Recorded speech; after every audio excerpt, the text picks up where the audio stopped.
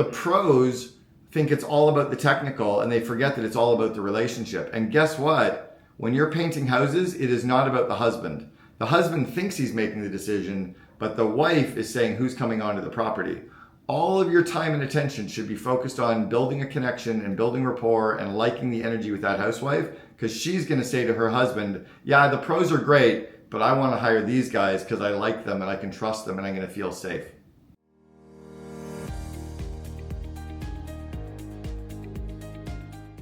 So the origin of that was one of the very first TEDx talks that was given. And in fact, Simon Sinek was at my home in Vancouver, Canada, and we were talking, and he was going to be doing a TEDx talk in Puget Sound, Seattle, right around the same time I was going to be doing mine in Edmonton, Canada, and we were brainstorming on what our talks would be around. His was going to be about the golden circles and the Start With My movement a couple of years before his book was going to come out. He'd been on our board of advisors 4 years before, so we were friends. And then I was trying to think about what I was going to talk about, and I wanted to talk about this vivid vision concept. And he goes, no, it's got to be this kind of like something that's deeper, that's burning, that pisses you off. You don't have to tie it to business. And in fact, he wasn't even tying his to business. He didn't have a book. He was passionate about this idea of starting with why. And I was really frustrated with the Canadian and US and probably frankly the global school system and how entrepreneurs were, in my mind, discriminated against and emotionally abused by the schools. So as a kid growing up in the 70s and early 80s in school, entrepreneurship was not cool. Entrepreneurship was vilified. We were greedy. We were capitalists. Even inside of our own families, entrepreneurship was not a cool thing. It wasn't until 1997 and 98 with the rise of the first .com era, again, pre-social media, but the media started to talk about entrepreneurs as being cool. And then some of these entrepreneurs started to make a lot of money and it became cool. And the rise out till about 2007, 2008, as social media was starting, that led the explosion of entrepreneurship being kind of a neat thing. But prior to that, school systems told entrepreneurs to sit still and pay attention and focus and study hard and stop running all these little side businesses. But I didn't know how to do any of that stuff. And I think there was something in me that wanted to say, find the entrepreneurial kids and teach them to be entrepreneurs, and find the entrepreneurial traits and teach others to have entrepreneurial traits.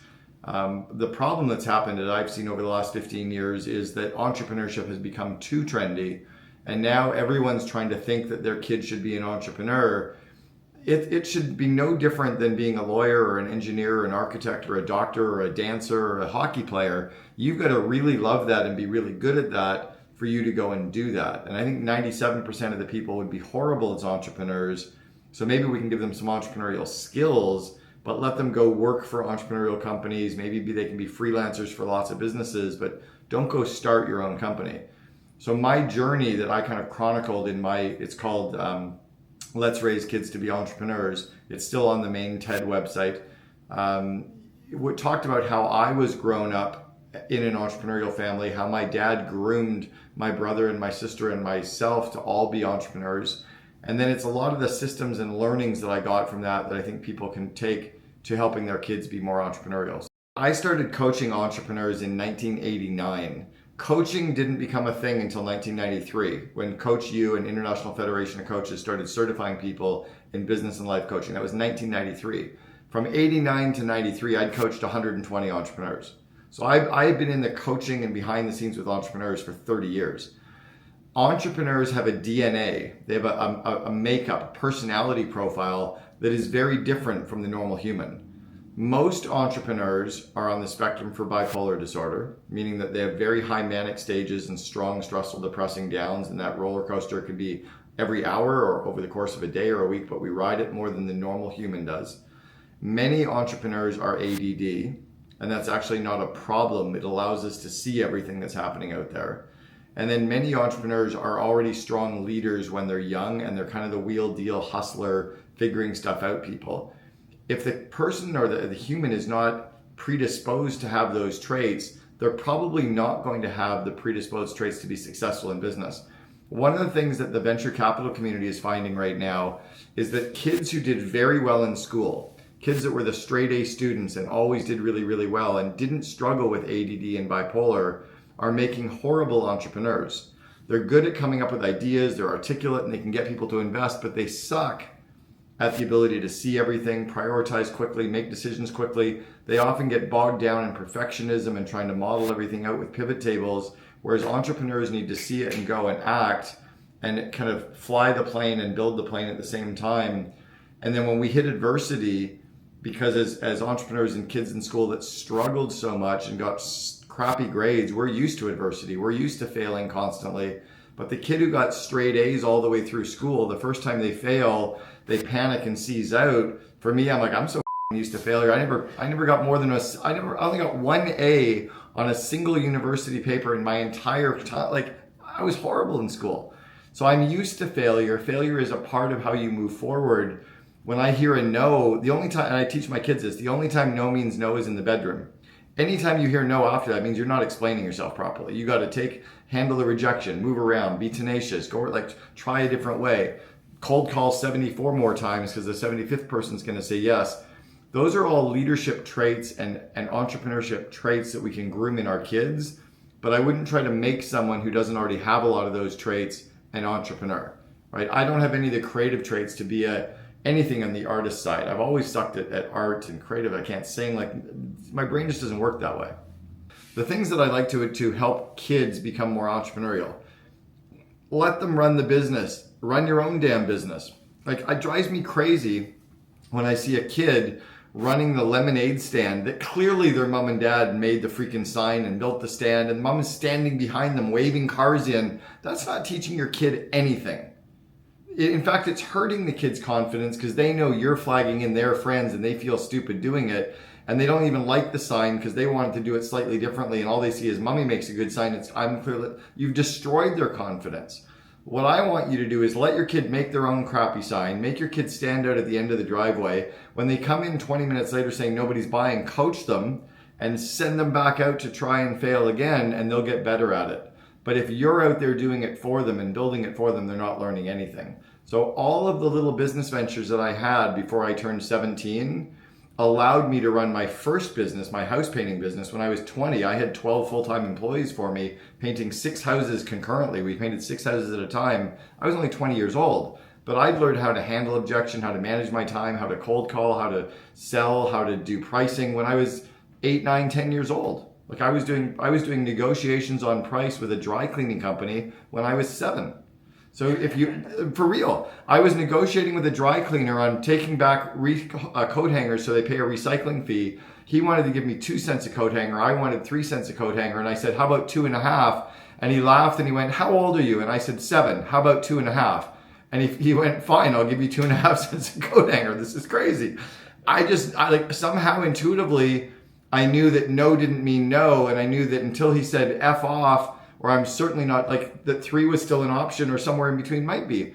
That's a lesson you can teach your kid, is by letting them to do that, right? So the skills that you want to teach kids to become more entrepreneurial are negotiation, leadership, right? Leading their friends, calling friends and organizing them, being the best scout or best cub or top girl guide or head of your church youth group, whatever. Encourage your kids to take on these early leadership roles because they learn about managing people. They learn about discussion. They learn about conflict. They learn about communication. They learn about collaboration. Teach your kids how to sell. Let your kids go door to door. Trust me, no one going door to door in your neighborhood is going to hurt your kid. Let them go door to door in your neighborhood. You can stand 6 houses away and watch if you need to. Let your kid try cold calling and handle rejection. Let them start a business and run it for 2 days. It doesn't need to have a website and business cards and all this stupid, crazy shit. Run your own business, right? It's all these little things that add up into confidence and little micro skills.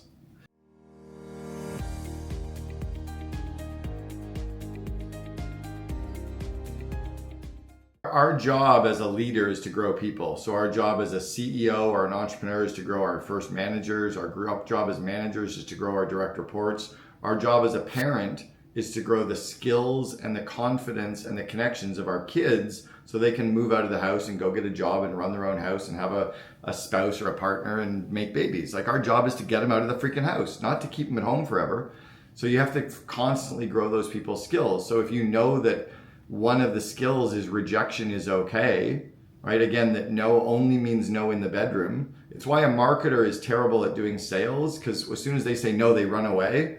But a salesperson's like, heck, I know the person lives there. He just said no to me. Like, I can get him tomorrow when he's in a better mood, or when he likes my shirt better, or when I open with a little bit better opener, or I bring him coffee. Like, we just figure it out, right? Until somebody walks you off their property or says, F off, don't ever call me again, or I'm calling the police, that means no. That's a salesperson mentality that I got from being 8 years old selling coat hangers, door license plate protectors door to door. When I was 10, I had a newspaper route. You go knock on doors trying to get people to subscribe to a newspaper. They've said no to that company for 30 years. They just don't want the damn paper. I kept knocking on doors because I knew what it meant to me, right? There are 2 of the modules in my Invest in Your Leaders course are related to coaching, actually 4 of them, coaching and growing people. So the coaching module, the one-on-one coachings meetings, the delegations module, and the classroom teaching module are all about how do you grow people and grow their skills and confidence to do more. One of the ways that we have to grow people better is we have to inspect what we expect, which means leaders need to get away from their computer and get out in the field or around the floor or over Zoom or whatever, but watch your team do their job, listen to them do their job, and inspect what you expect. You'll hear them talking to a customer, you'll be like, oh my gosh, don't say it that way, say it this way. Well, don't get upset. That's your job to grow them. Or if they don't handle an objection well, that's your opportunity to coach them. Like, all of these things are opportunities to grow people. And if we would actually take our head out of our laptops and our head out of our phone and be more present with our people, it's like how we can grow our children. When you're around your kids, you observe them and you can give them confidence, you can praise them, you can show them how to improve what they're working on. You have to do the same with your team. You have to be cognizantly always looking on, how do I grow people?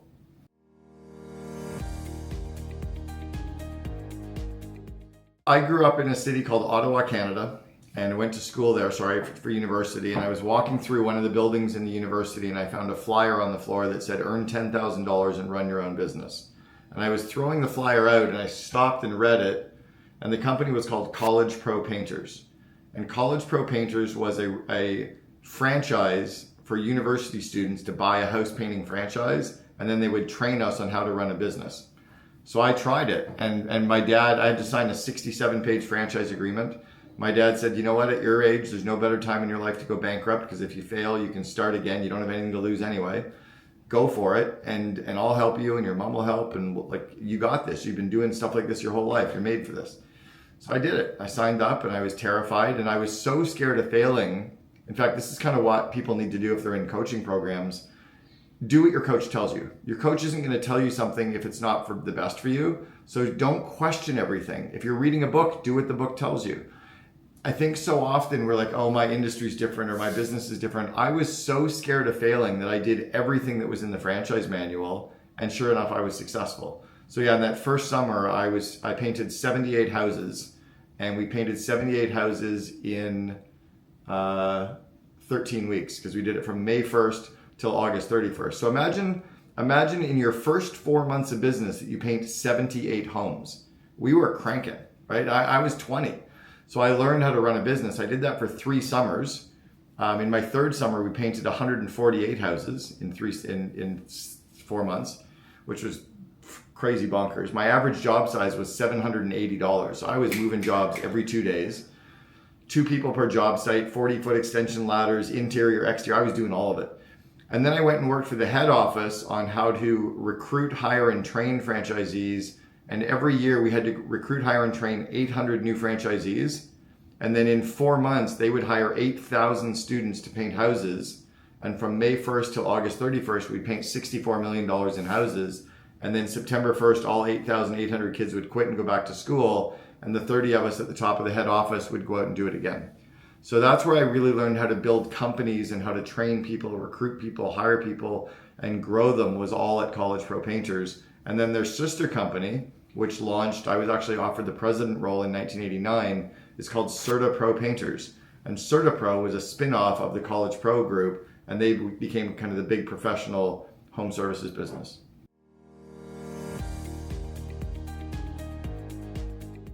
It was both. I was definitely earmarked very early on as a high achiever. I think I was in number 4 or 5 out of 360 franchisees in Canada. I ranked 4th or 5th. My sister went on to rank number 1 a few years after me. She did it as well. My brother did it too. All 3 of us ran franchises for them one summer, or for multiple summers.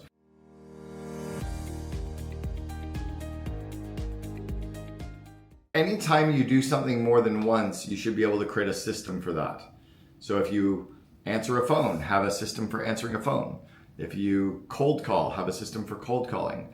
If you knock on a customer's door, have a system for knocking on the customer's door. I'll tell you what our system was for knocking on the customer's door. We called it the 10-step estimate sell.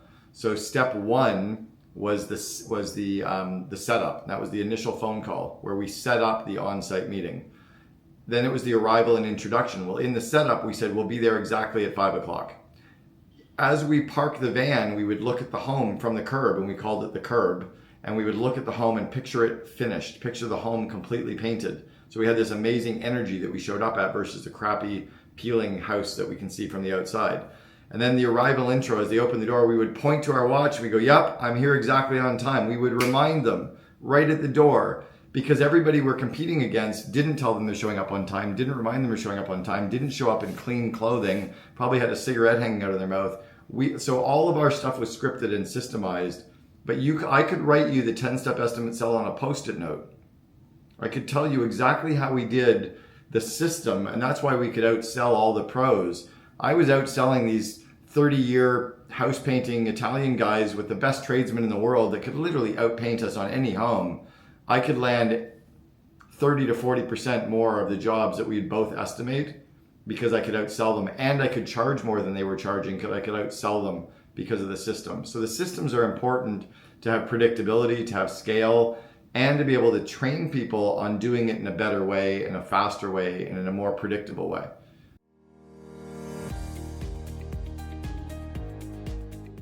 People don't fail, systems fail, right? So anytime something goes wrong, it's because a process isn't in place or a process wasn't followed, which means the process isn't working, right? You don't blame a person, you look for the underlying process and fix the process.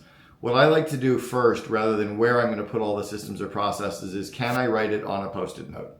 If I can't document it on a small little piece of paper, I'm not thinking clearly enough.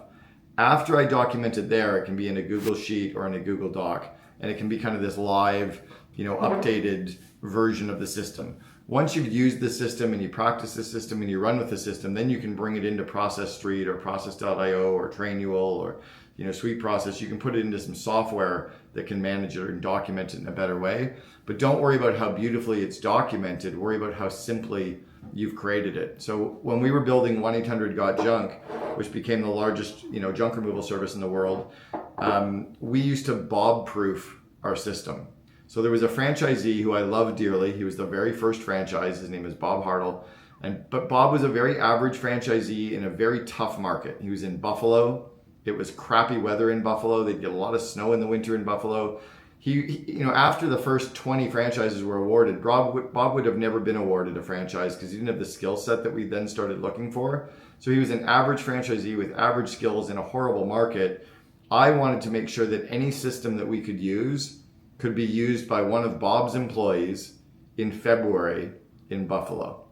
That was Bob-proofing, right? If I could Bob-proof that system, then it could be used by the best franchisee with the best employee serving the repeat customer in San Francisco.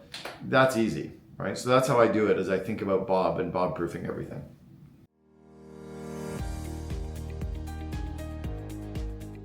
I like good being good enough, right? Like a good basic system is step one. And then if there's some upside, so by perfecting this system, like doing the second iteration or the third version of the system, is it going to help my employees be happier? Is it going to help my customers be happier? Is it going to drive more profit or gross margin? Or is it going to grow revenue?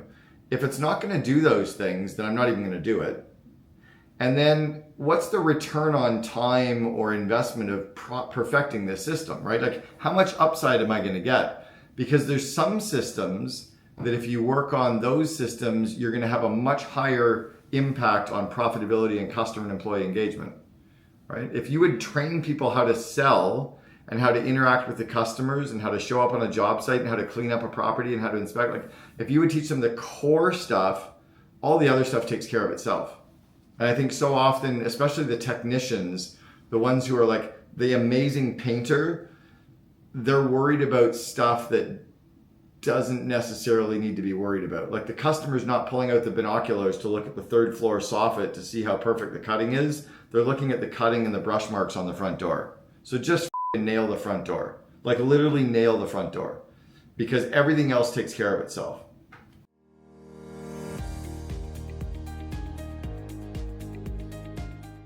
I'll tell you how I showed up. I had a book, okay, like a physical binder.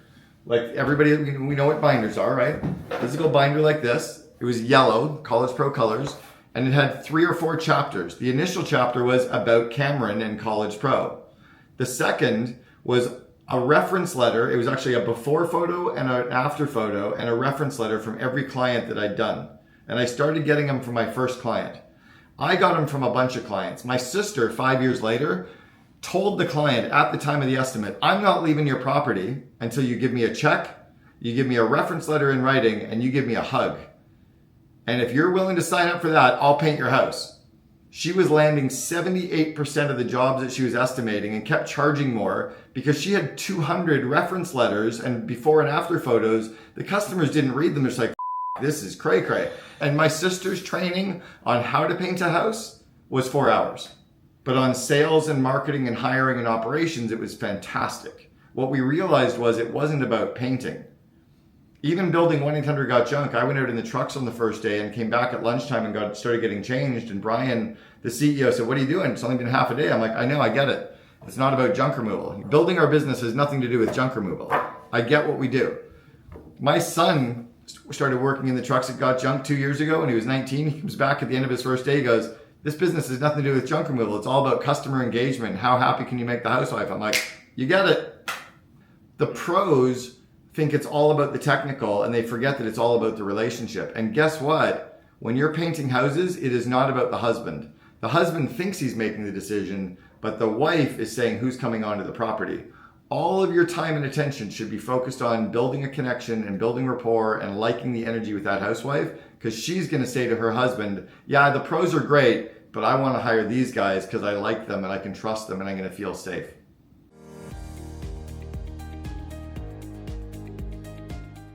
The problems here, the systems that are really missing for most companies, especially like most house painting businesses or painting businesses, because this includes commercial and industrial painting too. Most companies don't know what they're looking for. Right? They think they're hiring a painter. No, you're hiring somebody who can show up on time, deliver on their promises, can manage budgets, that they're goal-oriented, so they're going to paint faster to chase down piece rate or bonuses, that they're really good at customer engagement, and that they like painting houses. Like most people don't wake up in the morning going, I want to be a house painter, right? So think about what you're hiring for and how to recruit those people. That's step one. Step two that most of them are missing is they've never had any training on how to do an interview. So they have no idea. Now they know how to screen to make sure the person can paint, right? Like anybody can take somebody onto a job site and show me how to cut a 4-pane glazed window and brush out a wood door. Great, you can paint, right? Show them how to extend a 40-foot ladder and walk up it with a bucket of primer and a brush. Okay, you can climb a ladder, you're comfortable on ladders. But they don't know how to interview for culture. They don't know how to interview for core values. They don't know how to interview for teamwork and collaboration. They don't know how to interview on like why they got fired from the last job or why they quit or or how they like to be managed or led. So it's really giving some skill development to the project managers, the estimators, the managers, the owners on how to do job interviews is important. And then it's remembering that a lot of the onboarding of people is skipped in the blue collar work, right? We just hire the painter and we say, go paint houses. We forget that we want them indoctrinated in our culture. We want them proud of the business they're a part of building. We want them proud of a business that we've been building. So teach them about the history. Teach them about your vivid vision. Teach them about the core values of where you're taking the organization. Talk to the difference between 1-800-GOT-JUNK and the 17,000 independent junk removal services that existed the day Brian started 1-800-GOT-JUNK. So he started, there were already 17,000 independent men with trucks. Was he decided to brand it and professionalize it and build a culture around garbage. Like it wasn't a sexy industry. So you have to decide to build a culture and indoctrinate every painter and every estimator and every project manager and every, indoctrinate them in your culture so that they feel like they're part of something bigger. then they're proud of wearing the brand on their back. They're proud of putting the signs out on the street. They're proud of cleaning up the job site. They engage with customers because they know that spins off into positive word of mouth or a happy customer at the end and a better reference letter, which keeps to more work. You have to indoctrinate them in that and teach them about that and educate them in that. Don't just send them out to paint the house or do the estimate.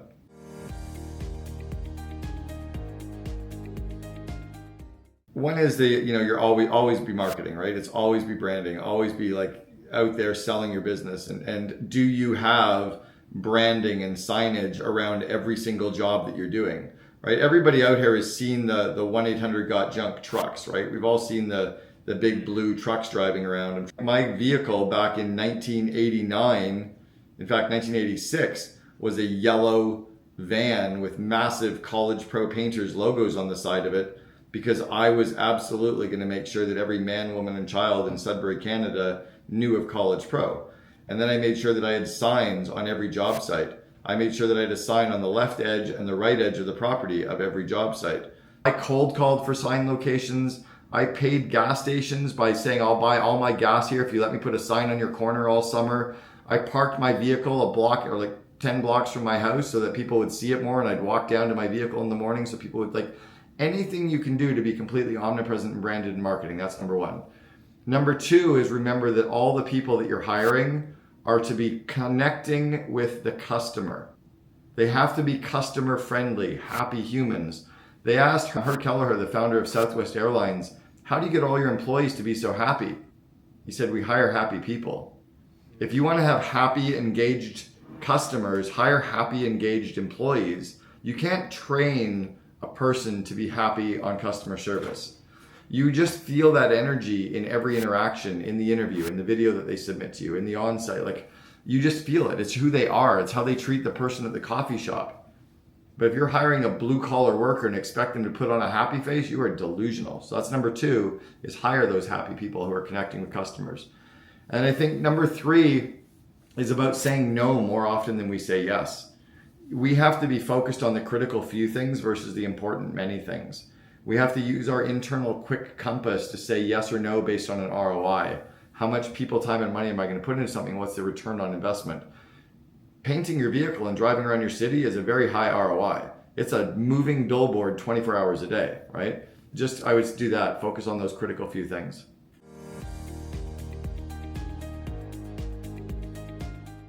There's the basic cost of entry stuff that has to happen for you to be in business and compete at a reasonable level. And that is branded signs, a branded vehicle. I fired an employee the summer of 1987, my second year as a franchisee, because he kept taking his shirt off on a property.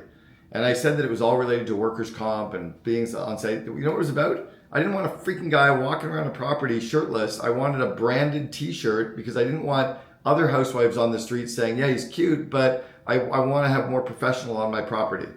So I was willing to fire somebody for that 34 years ago. So yeah, that's the basic cost of it. It's like a coffee shop that plays jazz and has food. If you're going to be a coffee shop, you better play jazz and have food. Otherwise, you're not a coffee shop. So those are the basic things, right? Clean furniture and good, happy employees. That's basic stuff. And then, yeah, there's the paid.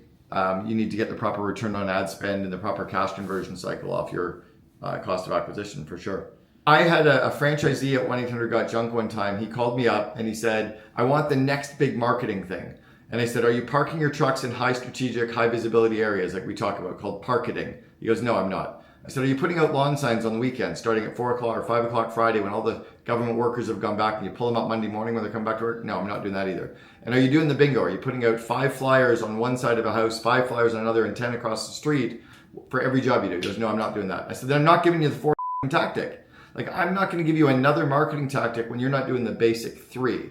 So for anyone who's listening, for any house painting company on the planet, you should not spend a penny of marketing on paid, on SEO, on Google, on social, on email. You shouldn't spend a penny on that until all of your company vehicles are wrapped and painted, until you have multiple job site signs on every single property that look good, and until all of your employees are wearing sweatshirts and t-shirts with kind of 10-inch letters on their back. Then, and only then, should you start talking about doing other marketing. So under the freedom of speech laws, companies are allowed to put signs out. The government disagrees and says you can't do it, and they sometimes want to fine you. Those fines mostly often always get cleared and you don't have to pay anything because under the freedom of speech, you have the right to post bills and put signs up. The hack around it is there's not a single government official in the world that's going to do anything about a sign placed illegally after Friday at 5 o'clock and before Monday at 8 in the morning because they don't work on weekends. And they don't do their job because they're not entrepreneurs. Entrepreneurs never stop thinking about their business. Government officials turn it off. So what we do Friday at 5 o'clock is we put out about 30 or 40 signs in high strategic medians, corners, near schools, like put them out on public property. And then 8 o'clock Monday morning, go back and take them all down. You just do the same drive. You put them all up. You do the same drive to take them all down. Bob's your uncle, free marketing. Or you hire a 16-year-old kid and you let them do it. And it's easy. Now people say, well, what happens if a sign gets stolen? It's a $2 sign. You know people are spending $3,000 a month for a billboard? You put out $23 signs at $60 over the course of a weekend. You're definitely going to get business from it. You do that every weekend of the year. And even if you lost all 30 signs in the weekend, it's still cheaper than doing paid search and Google and all the other stuff that people are spending money on. In marketing, there's the old adage that people need to see you 9 times before they take action. So 9 hits of marketing, whether it's 9 emails or 9 flyers, 9 cold calls before they decide to buy. Now, we're getting bombarded with marketing from everywhere. So you're probably only seeing the person's 1 out of every 3. Like if I post 3 things on Facebook, you might see 1. It's probably even less than that. So really you need to hit them 27 times so that they see you 9 times so that they take action once. We're often more sick of our marketing material than our customers are.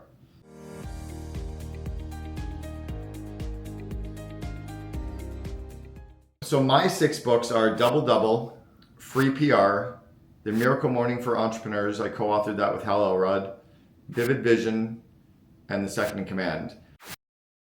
For anybody who's listening, I would say the books that will have the most impact on your business will be Double Double and Vivid Vision. Those 2.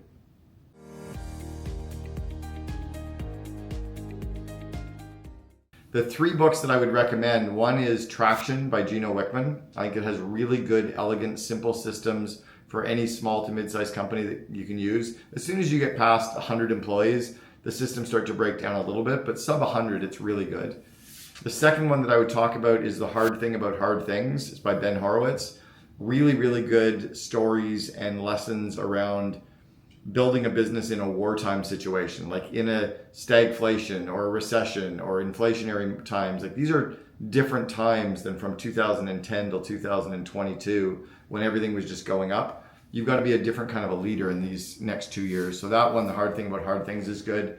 And then there's a really great book about Apple and Steve Jobs called Insanely Simple.